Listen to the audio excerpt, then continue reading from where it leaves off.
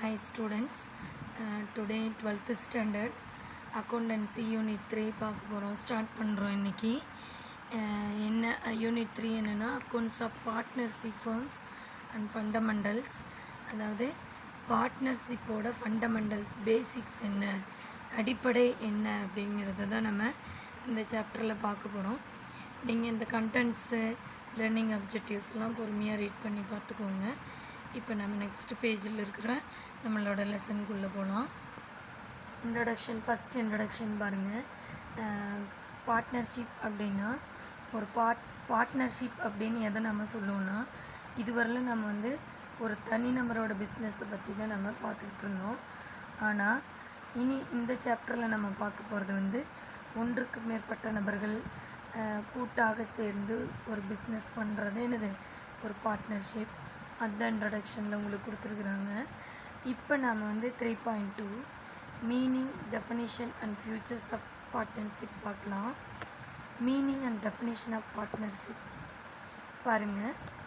When 2 or more persons join together to form a business to share the profit and loss arising therefrom in a agreed ratio, the relationship among them is called partnership. அதாவது இதோட meaning என்ன அப்படின்னா, 2 அல்லது அதற்கு மேற்பட்ட நபர்கள் ஒன்றாக இணைந்து ஒரு பிஸ்னஸை ஃபார்ம் பண்ணி, அது என்ன பிஸ்னஸ் வேணா இருக்கலாம் சரிங்களா. ஏதோ ஒரு ப்ரொடக்ஷன் பண்ணுறது, ஒரு என்ன சொல்லலாம், ஒரு கம்பெனி, ஒரு சின்ன சின்ன நிறுவனங்கள், எது வேணா இருக்கலாம். அதில் வந்து அவங்களுக்குன்னு ஒரு ரூல்ஸ் வச்சுக்குவாங்க. To share the profit and loss. அவங்களுக்குள்ளே என்ன பண்ணிக்கணும், ப்ராஃபிட் அண்ட் லாஸை பகிர்ந்து கொள்வது. புரியுதா? அது எந்த விகிதத்தில்?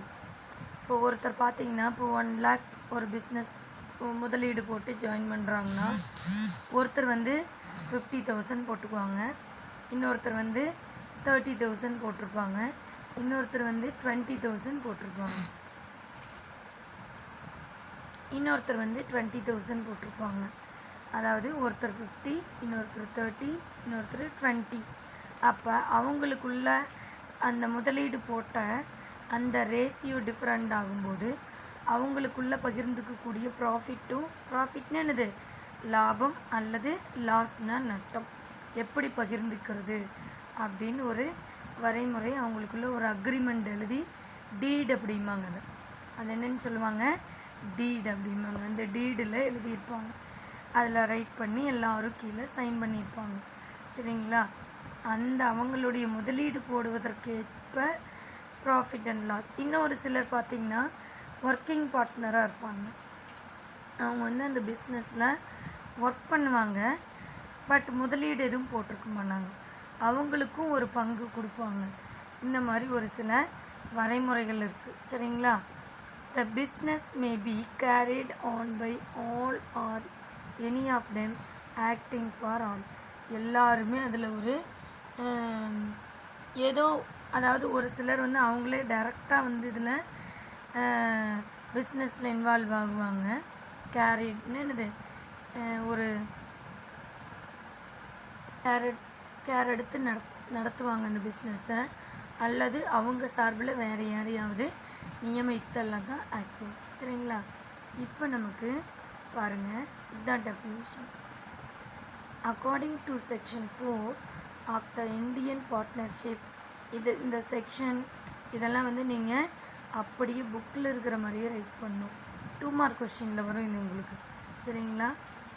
இந்தியன் பார்ட்னர்ஷிப் ஆக்ட் 1932 என்ன சொல்லுது அப்படின்னா, partnership is defined as the relation between persons who have agreed to share the profits of a business carried on by all or any of them acting for all.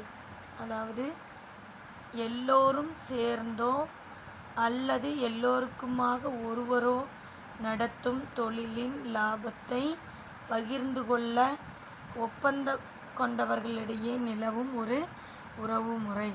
அதாவது ஒரு பிஸ்னஸில் வந்து ஒரு 10 பேர் பார்ட்னர்ஸாக இருக்கிறாங்கன்னா எல்லாருமே வந்து அந்த பிஸ்னஸை ரன் பண்ண முடியாது. ஒருத்தரோ அல்லது 2 பேரோ ஒரு சிலரோ அதை நடத்துவாங்க, மற்றவங்கெல்லாம் வெளியில் இருப்பாங்க. சரிங்களா? அப்போ அவங்களுக்குள்ள எப்படி அந்த ப்ராஃபிட்ஸை ஷேர் பண்ணிக்கிறது அப்படிங்கிறது சம்மந்தமான ஒரு உறவு முறை தான் என்னது, பார்ட்னர்ஷிப். சரிங்களா? இப்போ ஃபியூச்சர்ஸ் ஆஃப் பார்ட்னர்ஷிப் அப்படின்னா என்னென்னு பார்ப்போம். ஃபஸ்ட்டு பாயிண்ட் என்னென்னு பாருங்கள். அதாவது எசென்சியல் ஃபியூச்சர்ஸ்னு என்னது, முக்கியமான சிறப்பியல்புகள், அடிப்படை சிறப்பியல்புகள் அப்படின்னு சொல்லலாம். Partnership is an association of 2 or more persons. முக்கியமாக எத்தனை பேர் இருக்கணும், 2 அல்லது அதற்கு 2 பேர் இருந்தாவே பார்ட்னர்ஸ் தான்.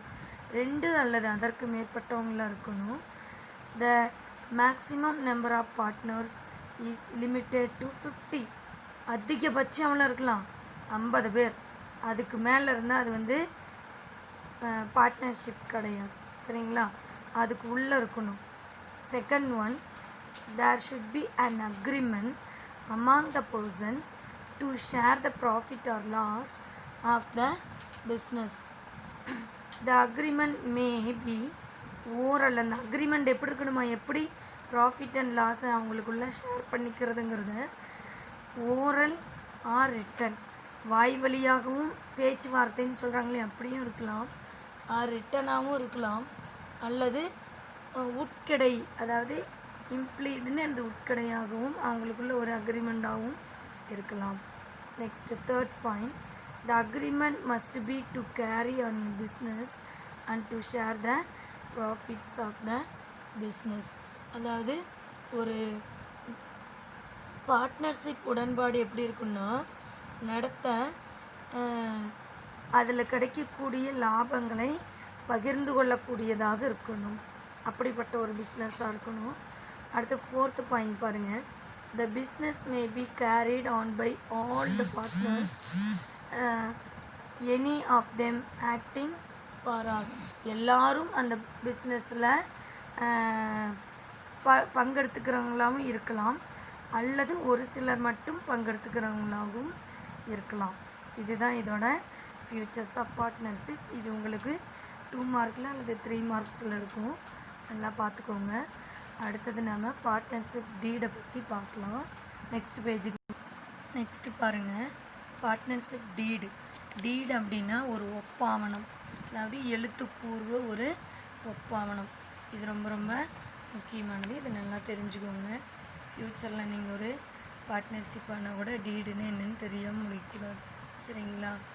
பார்ட்னர்ஷிப் டீட் அப்படின்னா, partnership deed is a document in writing that contains the terms of agreement among the partners.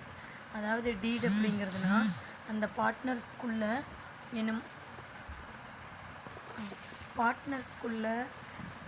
இருக்கக்கூடிய அந்த அக்ரிமெண்ட், டேர்ம்ஸ் ஆஃப் கண்டிஷன் அப்படின்னு சொல்லுவாங்க இல்லையா, அது மாதிரி டேர்ம்ஸ் ஆஃப் த அக்ரிமெண்ட், யார் யாருக்கு எவ்வளோ லாப நட்டம் பகிர்ந்து கொடுக்கணும், ஒவ்வொருத்தரும் எவ்வளோ முதலீடு போடணும், அதுதான் இங்கே கீழே ஒரு 16 பாயிண்ட்ஸ் இருக்குது. சரிங்களா? அந்த டீடில் என்னெல்லாம் இருக்குது, கண்டென்ட்டில் என்னெல்லாம் இருக்குங்கிறத நம்ம பார்க்க போகிறோம். அது சம்மந்தமாக ஒரு எழுத்துப்பூர்வ ஆவணம் தான் என்னது டீடு அப்படிங்கிறது. It is not compulsory. பார்ட்னர்ஷிப்பில் கம்பல்சரி, நாட் கம்பல்சரி. கம்பெனியில் தான் கண்டிப்பாக டீடு இருக்கணும். பட் பார்ட்னர்ஷிப்பில் சட்டம் என்ன சொல்லுதுன்னா, இது கட்டாயம் இல்லை அப்படின்னு தான் சொல்கிறாங்க. இருந்தாலும் பாருங்கள், for a partnership to have a partnership deed as per the Indian partnership act 1932. Partnership act அப்படின்னாவே உங்களுக்கு என்ன தான் கொடுத்துருக்குறான், 1932, மறந்துடாதீங்க. ஆனாலும் பின்னால் சில ப்ராப்ளங்கள் வரும், கம்பல்சரி இல்லை தான். அதனால் அந்த டீட் அப்படின்னு ஒன்று எழுதி சைன் பண்ணாமல் விட்டுட்டா அந்த பார்ட்னர்ஷிப்பில் வந்து ஃப்யூச்சரில் என்னாகும், சில குழப்பங்கள் ப்ராப்ளங்கள்லாம் வரும் பொழுது அதை வந்து தீர்க்க முடியாமல் போயிடும். இப்போ டீடு அப்படின்னு ஒன்று எழுதி எல்லோரும் சைன் பண்ணிட்டா அதுக்கு கட்டுப்பட்டே ஆகணும். ஸோ அதனால் நாட் கம்பல்சரி, பட் இந்த டீடுங்கிறது ஒரு மஸ்ட், ஓகேங்களா. But it is desirable to have a partnership deed as it serves as an evidence of the terms of the agreement among the partners. சரிங்களா, கண்டிப்பாக அப்படி இருக்கிறது ரொம்ப ரொம்ப நல்லது. சரிங்களா, விரும்பத்தக்கது அப்படின்னு கொடுத்துருக்குறாங்க. இப்போ அந்த பார்ட்னர்ஷிப் டீடில் என்னென்ன கண்டென்ட்ஸில் என்னென்ன பாயிண்ட்ஸ் இருக்குதுன்னு பாருங்கள். Generally partnership deed contents the following. என்னென்ன இருக்கணும்னா, name of the firm and nature and place of business. நல்லா கவனிச்சுக்கோங்க. நம்மளோட அந்த பார்ட்னர்ஷிப்பில் இருக்கக்கூடிய ஃபர்ம் அப்படின்னா ஒரு நிறுவனம். நோட் பண்ணிக்கோங்க. ஃபர்ம் அப்படின்னு என்னது, ஒரு நிறுவனம். அந்த நிறுவனத்துடைய பெயர், சரிங்களா. அதுக்கப்புறம் அதோட நேச்சர்னு என்னது, அது எப்படிப்பட்டது, என்ன பிஸ்னஸ், அண்ட் பிளேஸ், எந்த ஊரில் என்ன அட்ரஸில் இருக்குது அப்படிங்கிறது தான் ஃபஸ்ட்டு பாயிண்டாக இருக்கணும். சரிங்களா. இப்போ நம்மளோட நிறுவனத்தோட நேம் என்னவாக இருக்கலாம், எக்ஸ்ன்னு வச்சுக்கலாம். அதோட நேச்சர் என்னவாக இருக்கலாம், ஏதோ ஒரு என்ன பிஸ்னஸ்னு வச்சுக்கலாம், கல்வி நிறுவனம்னு வச்சுக்கலாம், அல்லது ஒரு ஹோட்டல்னு வச்சுக்கலாம், அல்லது ஒரு டெக்ஸ்டைல் இண்டஸ்ட்ரின்னு வச்சுக்கலாம். எப்படி வேணால் இருக்கலாம், எது சம்மந்தமான பிஸ்னஸ். அண்ட் பிளேஸ், எந்த ஊரில் இருக்குது, Salem district or Namakkal district, அப்படி எப்படி வேணால் நம்ம இருக்கணும். அதனால் ஃபர்ஸ்ட் பாயிண்ட்டு அது இருக்கணும். Second, date of commencement and duration of business. அதாவது நம்மளோட கமன்ஸ்மெண்ட்னு என்னது, தொழில் தொடங்கிய நாள், அதோட டேட், எந்த டேட்டில் நம்ம ஆரம்பிக்கிறோம். டியூரேஷன் ஆஃப் த பிஸ்னஸ், எவ்வளவு காலம் அந்த பிஸ்னஸை நம்ம நடத்த போகிறோம். 10 இயர்ஸா, 20 இயர்ஸா, 50 இயர்ஸா, 100 இயர்ஸா, அப்படிங்கிறத நம்ம அங்கே மென்ஷன் பண்ணணும். அடுத்தது third point, names and address of all partners. Maximum 50 பார்ட்னருக்கு உள்ளதாக இருக்கணும், அதிகமாக இருக்கக்கூடாது. அதில் ஒவ்வொருவருடைய நேமையும் வரிசை எழுதி அவங்களுடைய அட்ரஸ், அவங்களோட நேம், பெயர், முகவரி குறிப்பிட்டிருக்கணும். சரிங்களா. அடுத்தது fourth point, capital contributed by each partner. அதாவது ஒவ்வொரு கூட்டாளியும் அந்த பிஸ்னஸ்க்கு கான்ட்ரிபியூட் பண்ணின கேபிட்டல்னால் உங்களுக்கு நல்லா தெரிஞ்சிருக்கும். முதலீடு, முதல் அப்படின்னு சொல்கிறது, மூலதனம் எவ்வளவு போட்டிருக்குறாங்க அப்படிங்கிறத அங்கே மென்ஷன் பண்ணணும். இல்லைன்னா ஃப்யூச்சரில் சண்டை வந்துடும். சரிங்களா.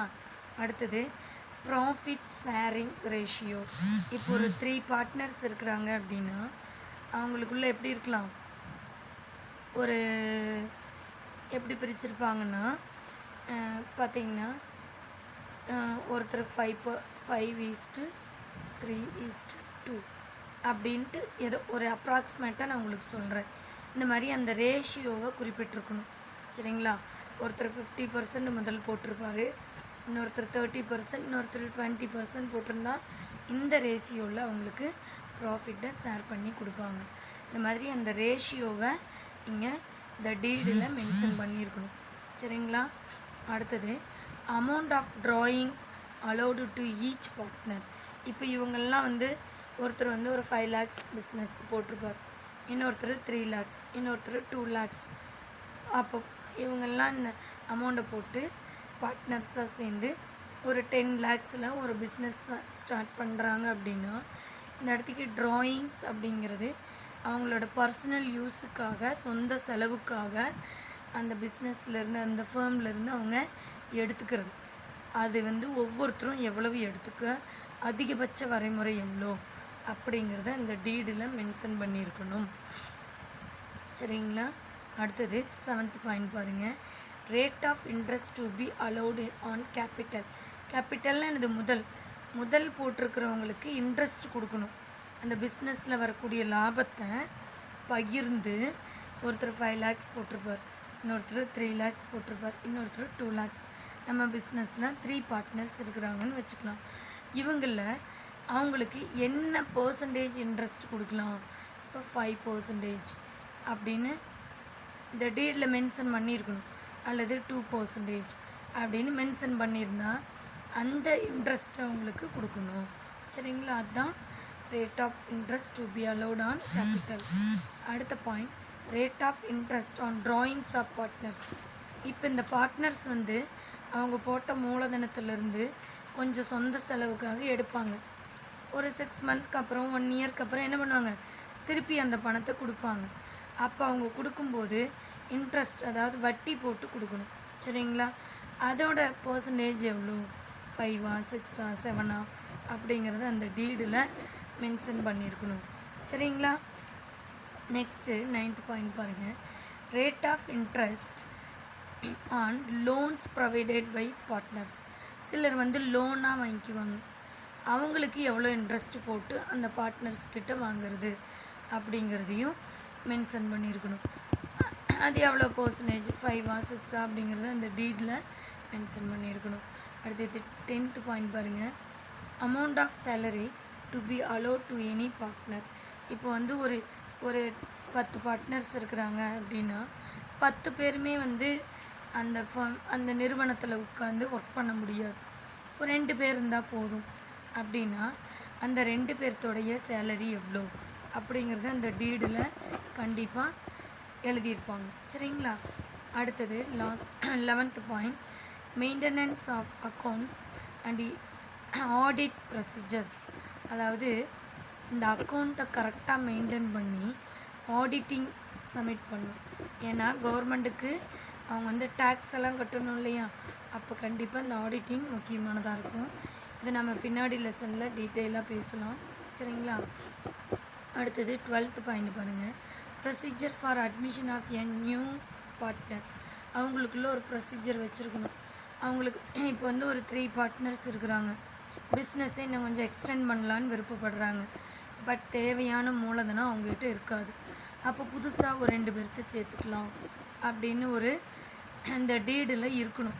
சேர்த்துக்கலாமா இல்லையா அப்படின்னு அவங்களுக்குள்ள ஒரு ஒப்பந்தம் இருக்கணும்.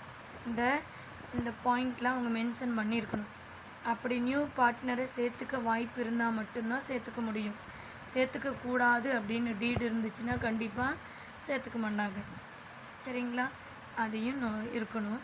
அடுத்து 13th பாயிண்ட் பாருங்கள். Procedure for retirement of a partner and settlement of dues to the retired partner. இப்போ வந்து ஒரு பார்ட்னர் இருக்கிறார்.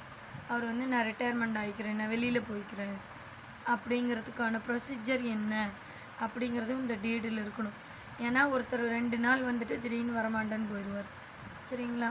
இல்லைன்னா ஒரு சிலர் ரிட்டையர்மெண்ட்டுக்கு அப்புறமும் நானே தான் இருப்பேன் அப்படின்னு அடம்பிடிப்பாங்க. ஸோ அந்த ப்ராப்ளத்தை தவிர்க்கிறதுக்காக அந்த பார்ட்னர் எவ்வளோ இயர்ஸ் அங்கே ஒர்க் பண்ணலாம். இப்போ சிலர்லாம் பார்த்திங்கன்னா, இப்போ ஒரு 10 பேர் இருக்கிறாங்கன்னா 2 பேர் ஒரு 2 வருஷம் அவங்க வெளியில் வந்துடணும். அடுத்த 2 பேர் அடுத்த 2 வருஷம், அதுக்கப்புறம் அவங்க வெளியில் வந்துடணும். அப்படி அவங்களுக்குள்ள ஒரு ரொட்டேஷனாக இருக்கும். அந்த மாதிரியான ப்ரொசீஜர் இருக்கா? அவங்க வெளியில் வரும்போது அவங்களுக்கான செட்டில்மெண்ட் என்ன அப்படின்னு அவங்களுக்கு எவ்வளோ அமௌண்ட் கொடுத்து வெளியில் விடணும், அந்த மாதிரியான டீடல், அந்த மாதிரியான செட்டில்மெண்ட்ஸ் ப்ரொசீஜர்லாம் இந்த டீடில் மென்ஷன் பண்ணியிருக்கணும்.